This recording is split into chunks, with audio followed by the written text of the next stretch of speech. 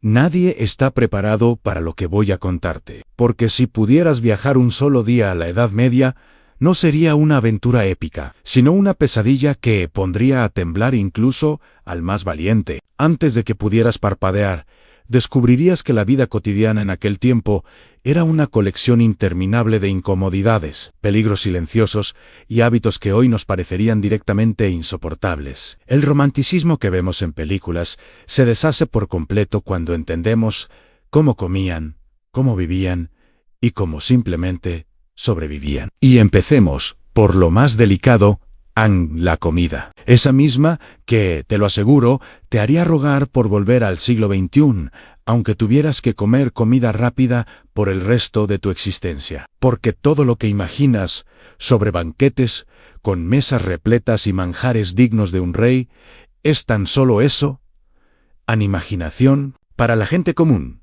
el menú diario era una mezcla triste de ingredientes mínimos, sabores apagados y, más preocupante aún, un riesgo constante para la salud. El plato estrella de los campesinos era el llamado potaje, una especie de sopa perpetua que se cocinaba día tras día en la misma olla, absorbiendo tierra, insectos y quién sabe cuántas sorpresas desagradables. No había variedad, no había emoción, no había nada, solo un líquido espeso que se revolvía para que pareciera comestible. Era la supervivencia convertida en receta. El pan, el alimento base de casi todos, tampoco era un alivio. Imagina un pan tan duro y tan cargado de impurezas que cada mordida desgastaba los dientes casi tanto como el tiempo mismo. La harina se molía con piedras, y pequeños fragmentos quedaban atrapados en la masa, haciendo que cada bocado fuera un ejercicio dental extremo. Algunos panes, además, escondían un invitado mucho más peligroso, el hongo ergot, presente en el centeno. Comer pan contaminado podía desencadenar convulsiones, alucinaciones y, en casos trágicos, una muerte tortuosa. Muchos historiadores creen que episodios de histeria colectiva, como los que condujeron a persecuciones por brujería, estuvieron alimentados, literalmente, por un mal pan horneado en la aldea. Y si crees que la carne era un lujo que compensaba todo lo anterior, permíteme, Kogejirchi, la carne existía, pero muy lejos de la frescura. Sin refrigeración, muchas veces se consumía casi al borde de la descomposición. Las especias no se usaban para realzar el sabor, sino para intentar ocultar el hedor. Cuando eso no alcanzaba, la gente simplemente se resignaba, desviaba la mirada y comía esperando no enfermarse. Ahora imagina beber algo que no fuera peligroso. No podías. El agua, la más básica necesidad humana, era tan insalubre que ingerirla equivalía a jugar con tu vida. Contaminada con desechos humanos y animales, la única opción segura era una bebida muy particular en la cerveza. No una cerveza fuerte como la actual, sino una versión suave que incluso los niños consumían cada día. Era normal que un campesino bebiera varias pintas diarias, no para celebrar nada, sino para mantenerse vivo. El pescado, por otra parte, podía llegar completamente arruinado después de largas travesías desde la costa. Lo secaban, lo salaban, lo curaban como podían. Aún así, el olor era tan intenso que más de uno evitaba mirarlo directamente. Era comer o no comer, y no había más alternativa. Pero si la comida medieval ya te revuelve el estómago, espera a ver lo que ocurría después de digerirla, porque el siguiente capítulo de esta vida cotidiana es aún más brutal, la forma de ir al baño. Para la mayoría de la gente, hacer sus necesidades significaba usar un simple recipiente escondido bajo la cama, un orinal que, cuando se llenaba, debía vaciarse. Donde, en la calle, sí, directamente por la ventana, bastaba con un grito de advertencia, una palabra corta lanzada al aire, guardia, para avisar a los transeúntes que miraran hacia arriba y rezaran por no estar debajo. No era una excepción, era la norma. En las ciudades, las calles se llenaban de restos, de olores insoportables y de un barro oscuro que mejor no analizar. Algunos castillos, más, sofisticados, tenían letrinas que dejaban caer los desechos desde las murallas, acumulándose 20 metros más abajo como un recordatorio constante de cómo se vivía realmente. Y solo una minoría privilegiada podía usar estos inodoros primitivos. Los trabajadores responsables de vaciar fosas sépticas y pozos negros, los recolectores de desechos, tenían uno de los oficios más desagradables de la época. Solo podían trabajar de noche y estaban condenados a llevar el olor impregnado en la piel. Aunque su salario era sorprendentemente alto comparado con el de otros oficios. Este ambiente asfixiante y cargado de malos olores, basura acumulada y condiciones antihigiénicas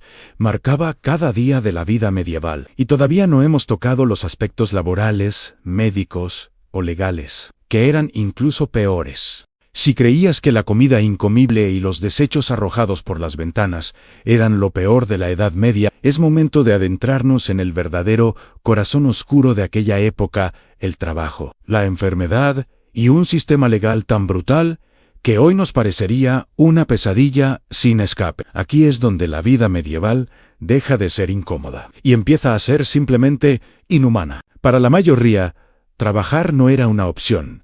Era la única forma de no morir. Desde el amanecer hasta el anochecer, las jornadas eran interminables, repetitivas y tan físicamente exigentes que hoy necesitaríamos un gimnasio, suplementos vitamínicos y un fisioterapeuta solo para soportar un día. La gran mayoría eran campesinos que vivían obligados a cultivar tierras que ni siquiera les pertenecían. Su rutina era una cadena sin fin al despertar antes de que saliera el sol, arar campos con herramientas de madera, plantar semillas a mano, cargar sacos pesados y terminar la jornada completamente agotados, solo para repetir lo mismo al día siguiente. Durante la época de cosecha, las horas de trabajo podían extenderse hasta 16 diarias. El calor, la falta de descanso y la mala alimentación hacían que sus cuerpos se desgastaran a una velocidad aterradora. Los registros históricos muestran que un simple campesino quemaba miles de calorías al día solo intentando sobrevivir. No había días libres,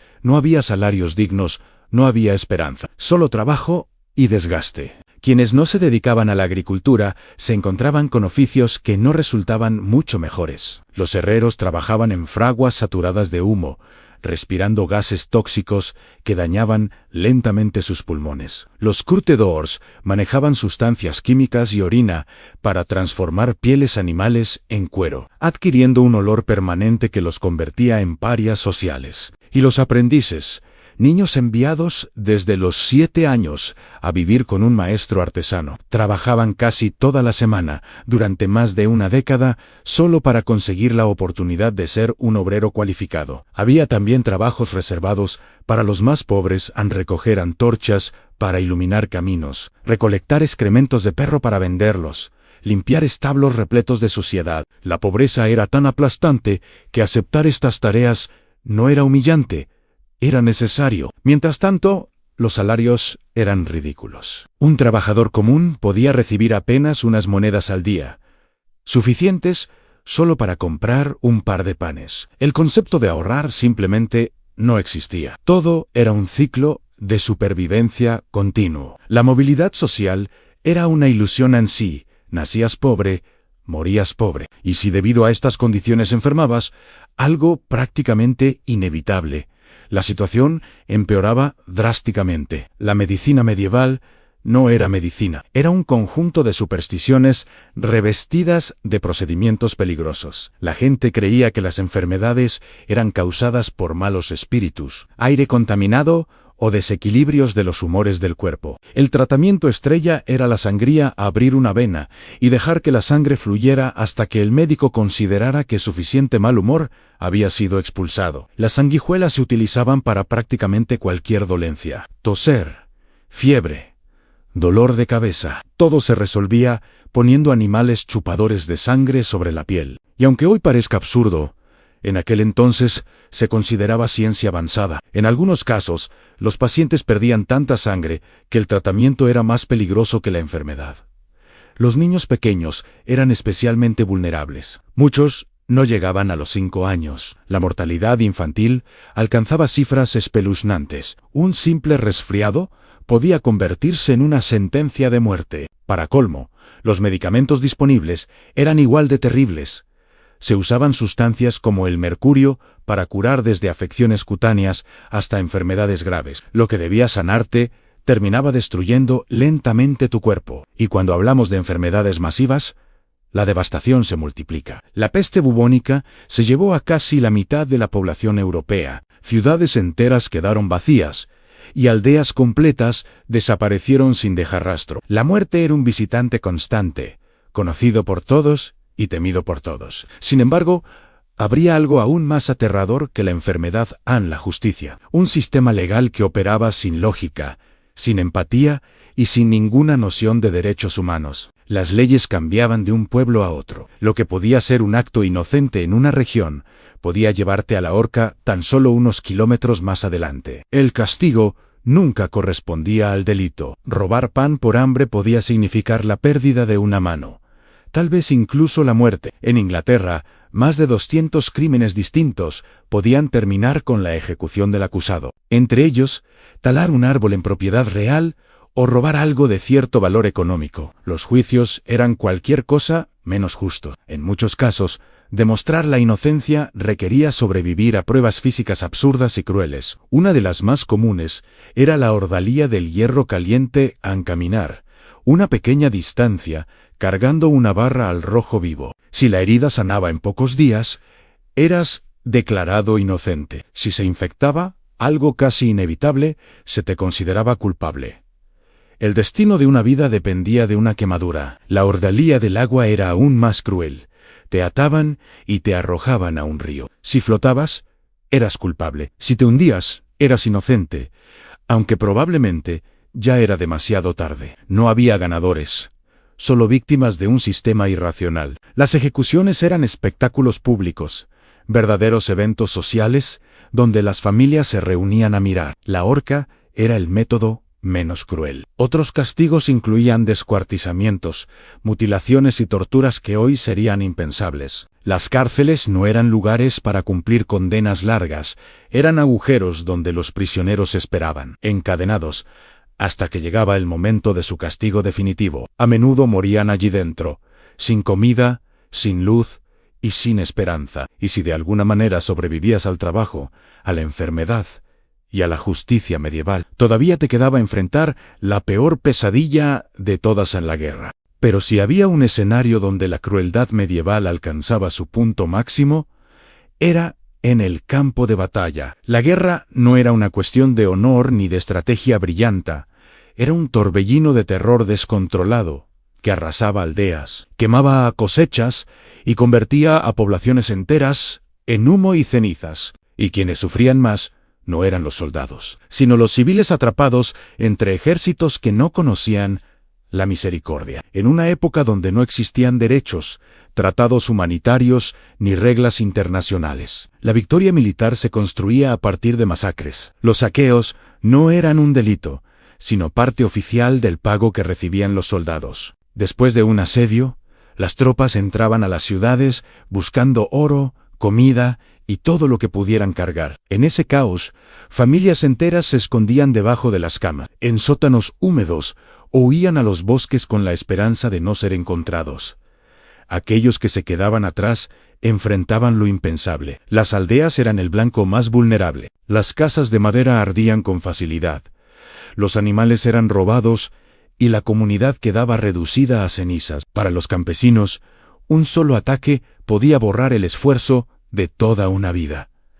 Y aún así, lo más aterrador no era la destrucción en sí, sino lo que venía después. Los supervivientes quedaban a merced del hambre. Con los graneros quemados y los campos pisoteados por los caballos, la hambruna se extendía como una sombra interminable. En muchos casos, los pueblos jamás se recuperaban, quedaban abandonados, como esqueletos de madera a la deriva en un paisaje devastado. Y si crees que la guerra medieval era solo violencia física, piensa otra vez. También estaban las enfermedades que viajaban con los ejércitos. Soldados cubiertos de lodo y sangre dormían en campamentos insalubres, comían carne en mal estado y vivían rodeados de piojos. Cada ejército era una bomba biológica. A donde iban, llevaban gripes, fiebres y, en los peores casos, plagas. Los civiles no solo temían a las espadas, sino a los brotes mortales que seguían a los ejércitos, como si fueran un segundo ataque invisible. La muerte, en combate, tampoco era gloriosa. Las armas eran rudimentarias, brutales y diseñadas para desgarrar, no para matar rápido. Un solo tajo podía no terminar con una vida, pero sí dejar heridas profundas que luego se infectaban. Los cirujanos de campaña trabajaban sin anestesia, usando cuchillos sin esterilizar y tratando a los soldados tirados sobre una mesa de madera mientras gritaban de dolor. Amputar extremidades era el procedimiento habitual, y la mayoría no sobrevivía al shock o a las infecciones. El saqueo no era lo único que definía una conquista. La captura de personas era una práctica común a hombres convertidos en prisioneros de guerra, mujeres tomadas como botín humano y niños vendidos como esclavos. Para muchos, ser capturado era un destino peor que morir, pues implicaba perderlo todo: su libertad, su familia y su identidad. Y aun cuando una comunidad lograba levantarse después de un ataque, la paz nunca duraba demasiado. En la Edad Media, la guerra era casi cíclica. Al terminar una, ya se rumoreaba la siguiente. Los reinos se disputaban territorios sin descanso, y los pueblos vivían con la sensación constante de que el siguiente invierno podía traer no solo frío, sino enemigos a caballo cruzando las colinas. Con el tiempo, el miedo se convirtió en parte del paisaje. Las campanas de la iglesia no solo marcaban las horas, también anunciaban invasiones. Los caminos dejaban de ser seguros, los viajeros podían ser asaltados, los comerciantes robados, y los mensajeros a menudo desaparecían sin dejar rastro. No había refugio real, no había lugar completamente seguro. Y aún así, a pesar de tanta oscuridad, la humanidad persistió. Las personas siguieron construyendo hogares, criando hijos, inventando herramientas, rezando por un mañana mejor. La vida medieval no fue solo miseria. También fue resistencia. Fue la capacidad de seguir adelante, incluso cuando el mundo parecía oponerse a cada respiración. Hoy, al mirar atrás, nos parece imposible que una época así pudiera sostenerse durante siglos. Pero lo hizo. Y gracias a la fortaleza de aquellos que sobrevivieron, nosotros existimos. La Edad Media fue una era de sombras, pero también de seres humanos luchando por encender pequeñas luces en medio de la oscuridad. Si este tipo de historias te apasiona y quieres seguir explorando los secretos más impactantes, perturbadores y sorprendentes del pasado, suscríbete al canal y activa la campanita para no perderte ninguna de estas crónicas del mundo antiguo.